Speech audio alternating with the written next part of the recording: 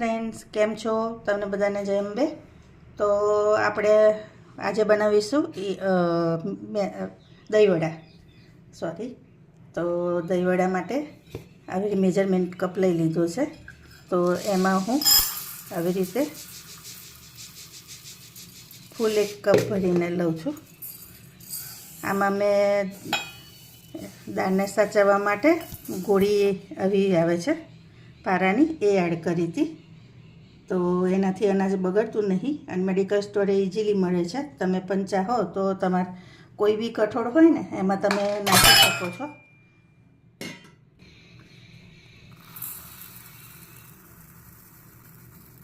બીજી આવી ઊનો કપ લઉં છું. તમે તમારે જેટલા મેમ્બર હોય એ હિસાબથી લેવાનું.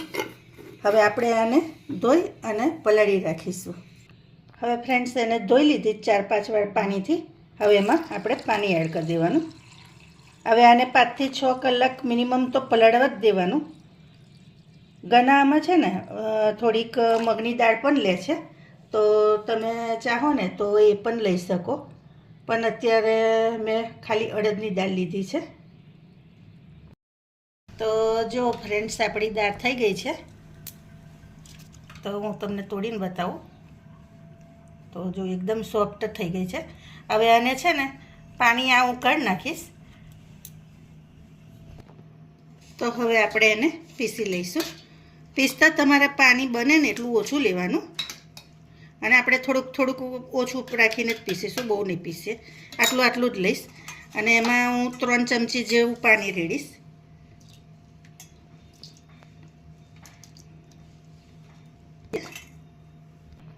હવે આપણે એને પીસી લઈએ. તો જો ફ્રેન્ડ્સ, હજી થોડું કડકરું લાગે છે, તો હું હજી 2 ચમચી જેવું પાણી એડ કરીશ.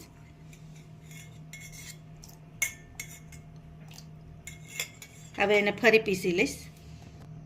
તો જો ફ્રેન્ડ્સ, પીસાઈ ગયું છે અને આવી રીતનું એકદમ સ્મૂથ થવું જોઈએ.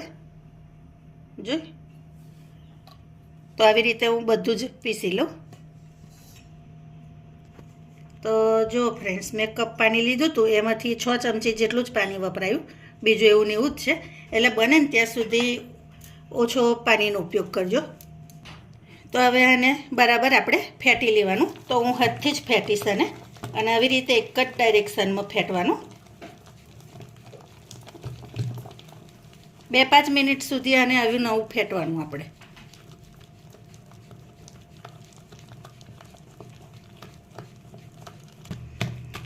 તો તમારે ફ્રેન્ડ્સ આવી રીતે એક જ ડાયરેક્શનમાં ફેટ્યા કરવાનું. જેટલી અંદર એર ભરાશે ને એટલા તમારા વડા સોફ્ટ થશે. તો ફ્રેન્ડ્સ, આને ફેટતા મારે 3-4 મિનિટ ઉપર થઈ ગયું. હવે તમને હું બતાવું કે આ ખબર કેવી રીતે પડે કે બેટર ફેલાપી થયું છે કે નહીં. તો આવી રીતે પાણી લેવાનું અને પાણીમાં આવું કરવાનું. અંદર નાખશો ને તો આવી રીતે તરશે એટલે સમજી જવાનું કે આપણું બેટર રેડી છે. બરાબર. હવે આને આપણે રવા દઈશું ઢાંકીને. તો ફ્રેન્ડ્સ, આ દહીં લઈ લીધું છે. એને આપણે પહેલાં ફેટી લઈશું. એકદમ લિક્વિડ ફોર્મમાં આવી જાય ને, એકદમ સ્મૂથ થઈ જાય ને ત્યાં સુધી આપણે એને ફેટી લેવાનું.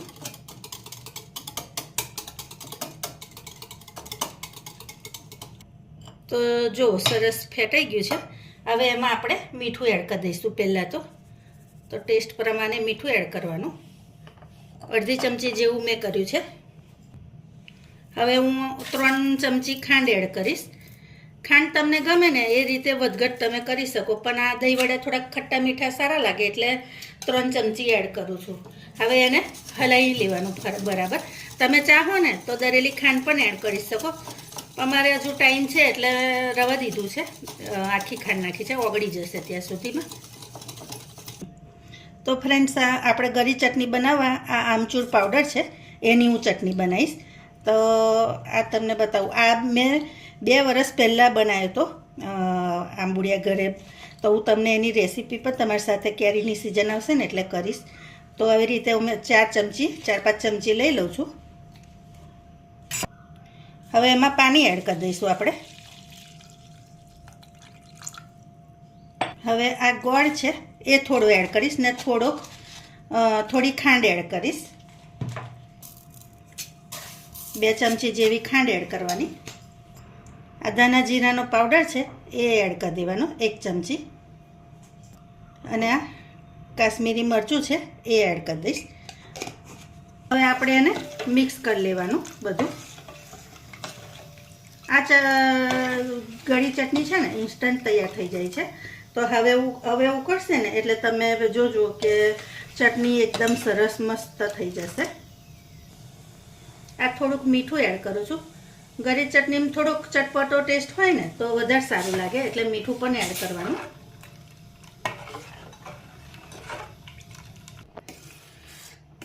તો જો ફ્રેન્ડ્સ, આપણી ચટણી રેડી છે. હવે આ અંદર તમને થોડાક વ્હાઈટ કેરીના એ દેખાતા હશે, એ હું પછી ચારી લઈશ, ગાળી લઈશ.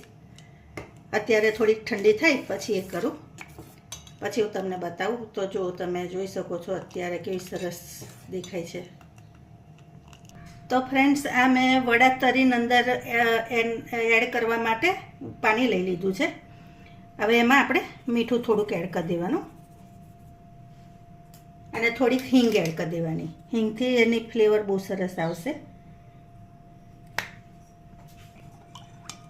હવે આપણે આને હલાવી અને સાઈડ પર મૂકી દઈએ. હવે હું વડા તરી લઉં.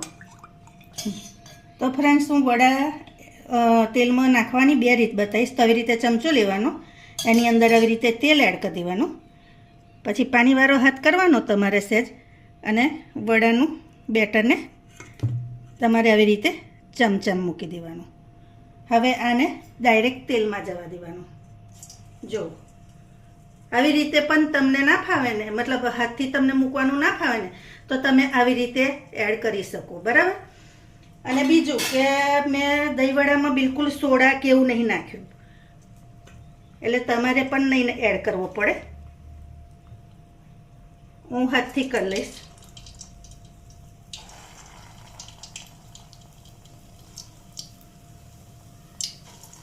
અને બને ને ત્યાં સુધી થોડુંક લો ફ્લેમ પર જ કરજો.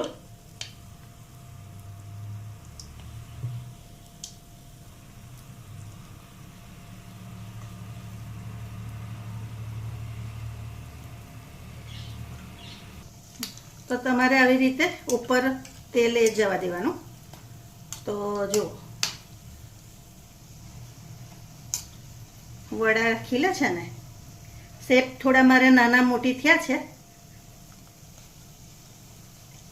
પણ સોફ્ટ તો બહુ જ થશે. હું તમને પછી તોડીને પણ બતાવીશ. તો આવી રીતે થવા દેવાના, મીડિયમ તાપે જ થવા દેજો. તો જો ફ્રેન્ડ્સ, ઉલટતા પુલટતા મારા વડા તૈયાર છે. તો હું આને કાઢી લઉં, પછી બીજા એડ કરી દઉં. અત્યારે હું પાણીમાં તરત એડ નહીં કરતી, સેટ ઠંડા થાય પછી કરીશ. તો જો કેવા સરસ દેખાય છે ને. તો જો ફ્રેન્ડ્સ, આ ચમચાથી કર્યા મેં. ચમચાથી જો એક સરખા જ થાય છે. તમે હાથથી કરો ને તો નાના મોટા એવા થાય, જ્યારે ચમચાથી કરો ને તો એક જ ટાઈપના સરસ થાય ગોળ. તો તમે પણ એવી રીતે કરજો. અને એવું કંઈ જરૂરી નહીં, એકવાર તેલ લગાવીને પછી તમે પાણી પણ ફરી ચોપડશો ને, જેટલી વાર વડું મૂકો એટલી વાર, તો પણ સરસ થશે. તમે મારો વિડીયો સ્કીપ કર્યા વગર જોજો તો તમને ખ્યાલ આવશે ટિપ્સ એન્ડ ટ્રિક્સ. જો તમે દોડાઈને જશો ને તો નહીં ખ્યાલ આવે તમને. તો જો ફ્રેન્ડ્સ, હવે આને આપણે બહાર લઈ લઈશું. તો જો કેવા સરસ થયા છે, જો છે ને. તો ફ્રેન્ડ્સ, જો આપણા વડા તૈયાર છે. હું તમને તોડીને બતાવું. તો જો અંદર કેટલી જારી થઈ છે, જો છે ને, અને એકદમ સ્પોન્જી છે. હવે આને આપણે આ પાણીમાં એડ કરી દઈશું.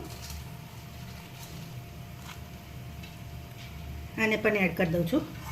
અને આવી રીતે કોઈ જારી થાળી હોય ને નાની ડીશ, એને આવી રીતે ઢાંકી દેવાની. છત્તી ઢાંકજો એટલે વડા બધા પાણીમાં અંદર ડીપ રહે, બરાબર. હવે આને 5-10 મિનિટ રવા દઈશું આપણે, પછી કાઢીશું. તો ફ્રેન્ડ્સ, હવે આપણે વડા જો તમે કેટલા સરસ ખીલી ગયા છે. તો હવે એનું પાણી આપણે નિતારી લઈશું આવી રીતે.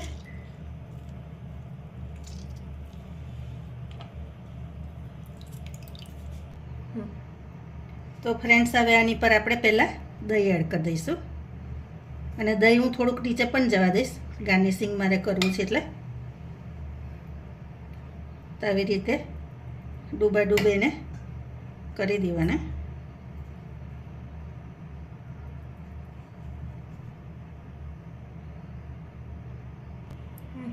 હવે આ ગળી ચટણી જે હતી એ આપણે એડ કરી દેવાની.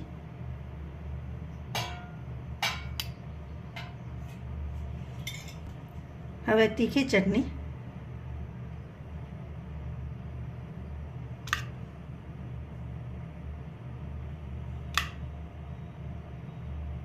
હવે આ ગાજર છે છીનેલું, એનાથી થોડુંક ગાર્નિશ કરીશ. આ બીટ છે એ એડ કરીશ. આ શેકેલો જીરાનો પાવડર છે એ એડ કરીશ.